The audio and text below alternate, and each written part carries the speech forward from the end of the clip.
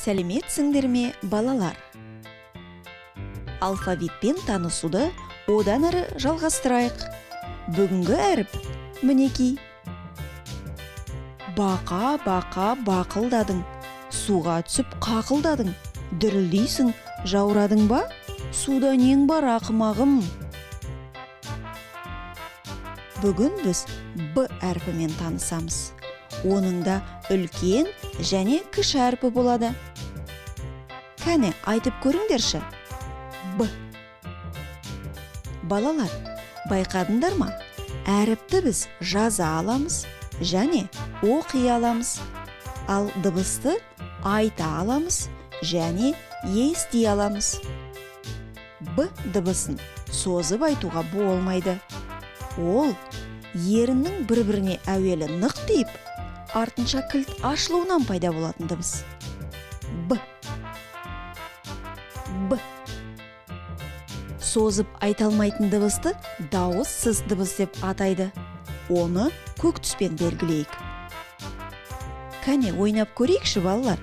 Сендер дыбысты айтасыңдар, ал мен әріпті көрсетіп отырамын. Б. Б. Б. Б. Жарайсыңдар. Ойланып көріңдерші, сендер білетін қандай сөздерде Б дыбысы кездеседі.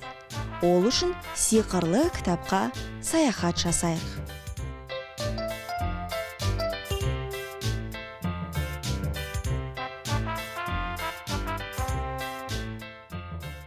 Б әріпі. Б әріпі. Бұлт. Бұлт.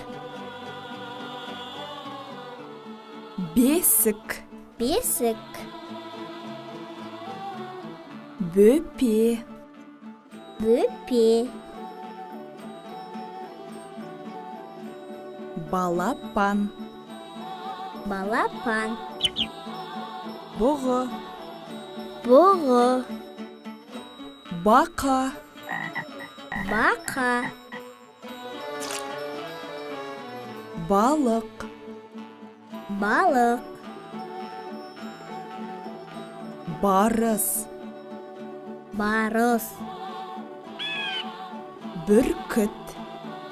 Бүркіт.